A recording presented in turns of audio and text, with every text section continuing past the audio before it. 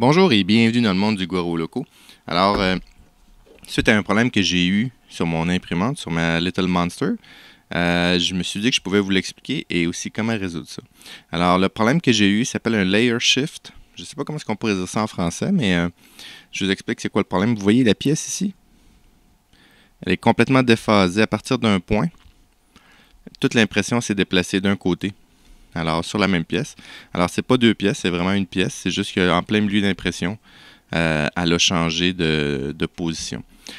Elle était positionnée. Alors, ma Little Monster, c'est une imprimante Delta, c'est-à-dire qu'il y a trois poteaux. Et puis, qui montent et qui descendent comme ça ici. Puis, ça fait déplacer la tête. Et puis, on voit que, vraiment sur l'axe, sur cet axe-ci, la tête s'est déplacée. Ça fait 2 ou 3 fois que ça m'arrive, puis à chaque fois, je me dis, comment ça donc? Puis comment je peux régler mon problème? Parce que des fois, ça peut très très bien aller. Et puis, des fois, en plein milieu de mon impression, j'ai un layer shift. Alors, je vais vous le montrer de proche, vous voyez. Évidemment, ça a tout bousillé l'impression à l'intérieur. Alors, j'ai trouvé mon problème. C'est pas une erreur de l'imprimante. Alors, les choses qu'il faut vérifier à l'imprimante, lorsqu'on a ça, premièrement, c'est est-ce que nos straps, est-ce que nos courroies sont assez serrées? Est-ce que mes poulies, après mes stepper motors, sont bien serrées? Je vais vous montrer. J'ai allumé ma Little Monster. On va entendre un petit peu de ventilateur.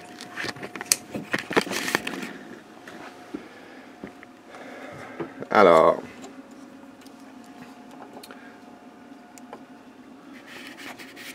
on voit ici dans le fond mes courroies.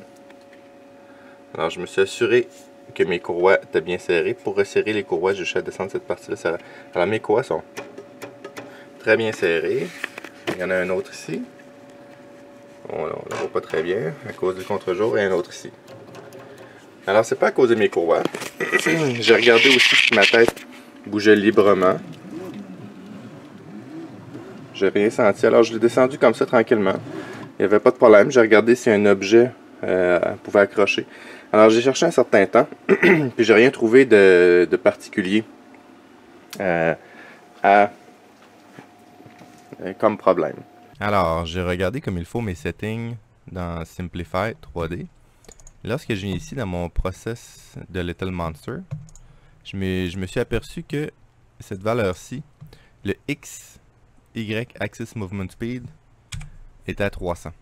Alors, théoriquement, cette imprimante-là peut aller à 300, mais concrètement, elle ne le fait pas. Alors, selon les spécifications, elle pourrait se rendre jusque-là, elle est capable de faire un certain temps, mais lorsqu'il y a certains mouvements qui demandent trop de déplacement ou un changement brusque de direction, le poids de la tête fait que la courroie va sauter une dent. Et là, c'est lorsqu'elle saute une dent que je perds cette... que je tombe que je cause un layer shift. Alors, j'ai descendu à 200. Vous voyez ici, j'imprime à 200 mm par seconde, qui est très rapide, mais l'imprimante le supporte relativement bien. Alors, c'était le problème qui causait le layer shift. J'ai descendu ça à 200 d'un mouvement et ça règle le problème. J'aurais peut-être qu'à 250, ça l'aurait fait aussi, mais à 200, c'est assez vite en ce qui me concerne. Alors, j'espère que vous avez aimé la vidéo. Si vous avez aimé ça, s'il vous plaît, mettez un like. Abonnez-vous à la chaîne et à bientôt.